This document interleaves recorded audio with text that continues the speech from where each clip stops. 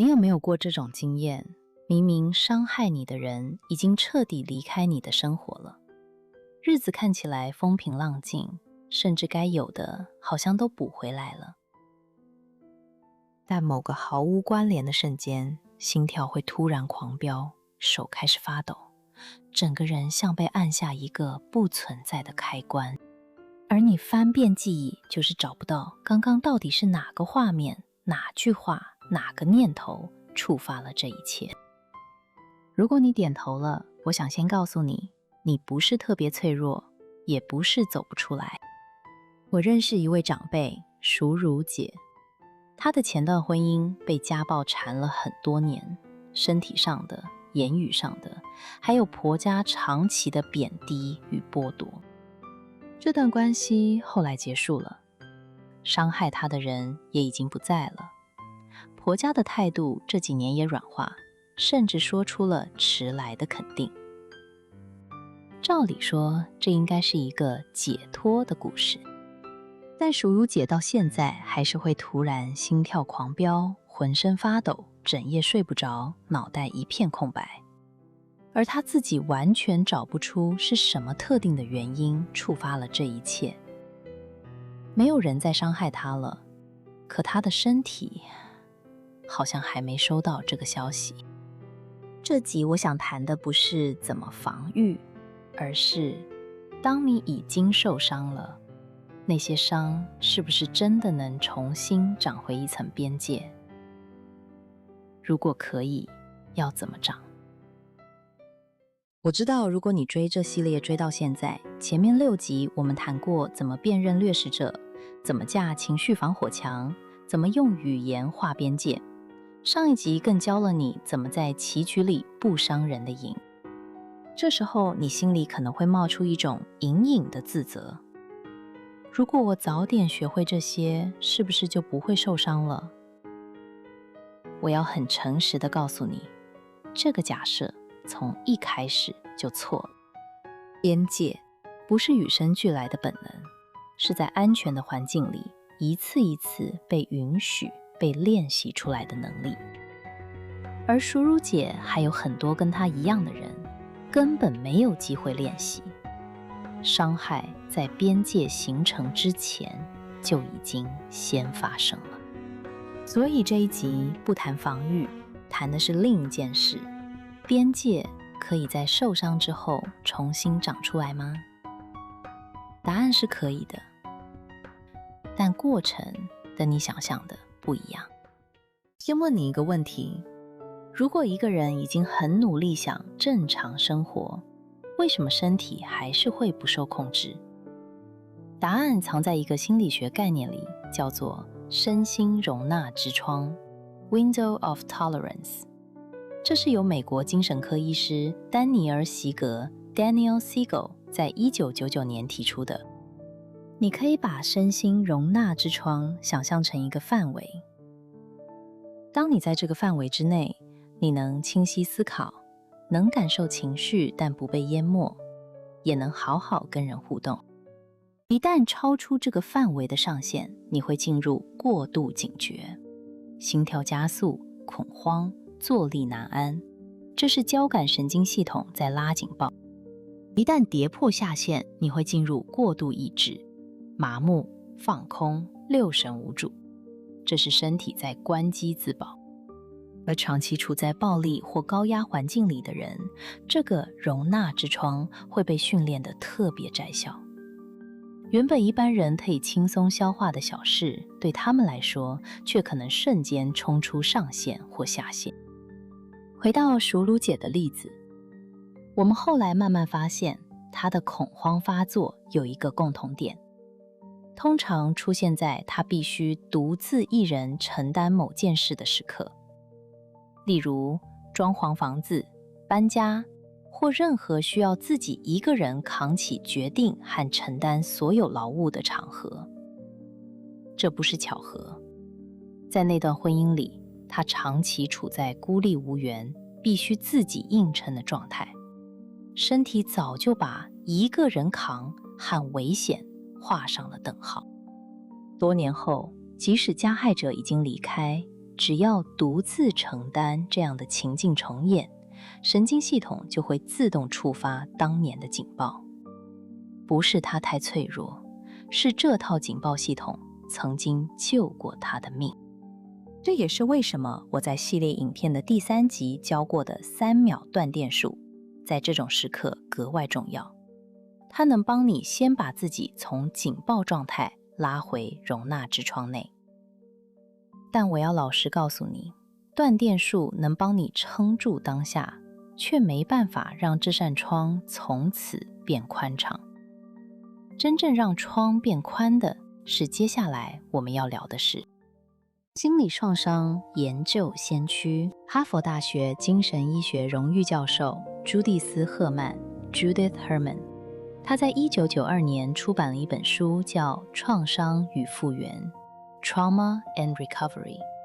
这本书被誉为创伤疗愈圣经，里面提出了一个影响整个创伤治疗领域超过30年的架构：复原3阶段：1、建立安全感；2、回顾与哀悼；3、重建人际连结。赫曼博士特别强调，这3个阶段不能跳关，顺序不能颠倒。而第1阶段建立安全感，就是淑如姐现在以及很多跟她一样的人目前正在经历的功课。这里有一个常见的误解，我想先帮你破除。建立安全感不是要你马上处理创伤，更不是要你马上原谅或放下，它单纯只是先让你的神经系统重新学会什么叫做现在是安全的。用我自己的话来说，这个阶段就像是先找一个安全的树洞，先打开请勿打扰的模式。这不是逃避，这是你的身体在说，我还没准备好，请先让我喘口气。如果你现在正处在这个阶段，你不需要逼自己马上坚强，马上振作，你可以先允许自己慢慢来。第2阶段，回顾与哀悼，是整个复原过程里最容易被误解的一段。淑如姐曾经说过一句话，我到现在都印象很深。她说，那些年她心里想的是，不是她先走，就是我先离开，总有一天这一切会结束。听起来这应该是一种盼望，但赫曼博士的研究告诉我们，长期处在暴力关系里的人，往往会把全部的心理能量投注在撑过去，等这一切结束这个单一目标上。这个目标吊诡的变成了生活唯一的重心。所以当那一天真的来了，伤害他的人真的离开了，淑如姐没有等到我们以为的理所当然会出现的如释重负感，她感觉到的是内心空了一块，总是有一股失落感。我必须很诚实地告诉大家，我们一开始完全不理解这种反应。在我们的角度，这不是应该要放鞭炮庆祝开心到最高点吗？怎么会反而感到焦虑、恐慌和失落呢？我们每次能说出口的安慰，不外乎是你要看开一点，要学会放下。现在回头看，这些话说穿了就是肤浅的心灵毒鸡汤，是在逼一个伤得很重的人自己想办法疗愈，自己想办法恢复如初。我们心疼，却完全无法同理，只能手足无措地陪着，不知道该说什么，该做什么，连单纯的陪伴和倾听都显得苍白无力。后来我才明白，这不是矫情，也不是离不开那段伤害他的关系，而是当一个人用尽全力撑过某件事这么多年，那件事本身不知不觉已经变成了他生活叙事的坐标。坐标一旦消失，不是解脱感先出现，而是我现在到底要为了什么活下去的空白先涌了出来。回顾与哀悼，要哀悼的往往不是失去了那个伤害你的人，而是要哀悼那段被迫用来对抗、用来硬撑的岁月，还有那个曾经只能靠独自燃烧才能活下去的自己。用我的话来说，这个阶段是找到同温层取暖的过程，不是要你一个人硬把心里那团乱想清楚，而是跟真正懂的人聊一聊，在被接住的安全感里，才有力气回头，把那些过去没有勇气面对的情绪和状况，一点一点看清楚。赫曼博士的第3阶段，重建人际连结，听起来像是最令人期待的一段。终于可以重新走进人群，重新信任别人了。但这里恰恰是最多人踩雷的地方。我归纳出3种最常见的误区。第一种是急着证明自己已经没事了，逼自己表现得比谁都坚强、都正常，好像只要演得够像，伤就真的愈合了。那不叫复原，叫逞强。你的神经系统看得一清二楚，它不会因为你的演技好就跟着相信。第二种是急着马上重新相信人，既然决定要重新连结了，就想赶快找人靠近，赶快证明自己还有能力爱人和被爱。结果往往是在还没准备好的状态下，又一头撞进另一段消耗你的关系里。第三种最矛盾，干脆整个封闭起来，谁都不信。一朝被蛇咬，10年怕草绳，变成见人就防，见人就疑。可我在系列影片的第5集就说过了，气场防御从来不是把所有人都当成敌人，而是筛选掉恶意，迎向真正靠近你的善意。如果你连善意都拒于门外，那你穿的就不是防弹衣，而是把自己给活埋了。真正健康的重新连结，不是速度问题，是选择的问题。用我的话来说，这是创伤疗愈的最后一段旅程。这个世界确实很乱，人心也确实有险恶的一面，但同时，这个世界也很美好，还有很多会让你感动、让你会心一笑的人。永远躲在自己的壳里虽然安全，但那样的人生太无趣，也太浪费了。听到这里，你可能会觉得这一集讲的终究还是怎么活下来而已。但我想告诉你一件更重要的事，伤不只可以愈合，有些人甚至能因为这道伤长出比受伤前更强韧的自己。